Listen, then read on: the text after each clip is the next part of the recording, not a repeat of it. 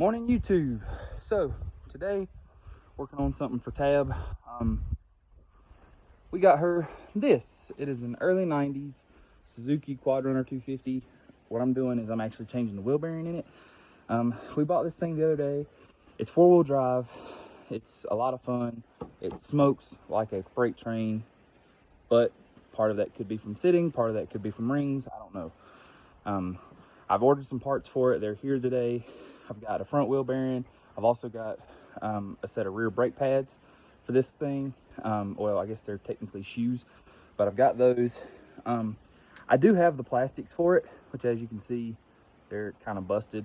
But we were riding it the other day and it kind of died. I don't know if it's the coil or if it's CDI box or what, but it no longer has spark. So what I'm doing this morning is I'm going ahead and tearing off the front hub.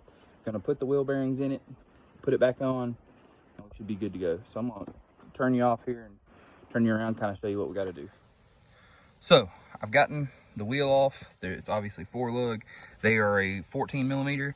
The next thing we're gonna do is we're gonna pull this cotter pin, take this castle nut off, and get the hub apart. So okay, so got the hub cover off.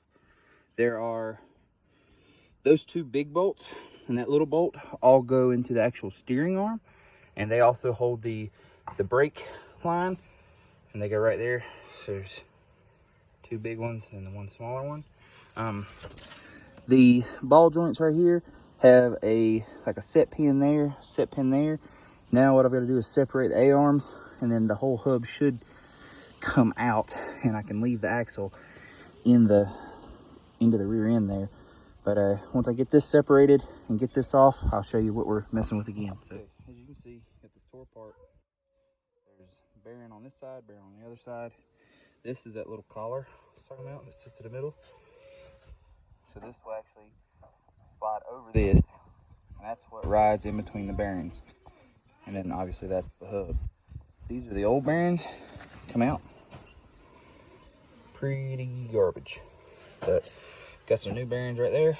So I'll go ahead and get this stuff cleaned up, get the insides cleaned out, and start putting it back together. Okay, so got the new bearings pressed in. The hub is back in there, the sleeve is in there, the seals are in. So I know I didn't really show you before, but this thing wiggled and rattled and made all kinds of noise. Steady as it could possibly be now. Use my handy dandy press, and yeah.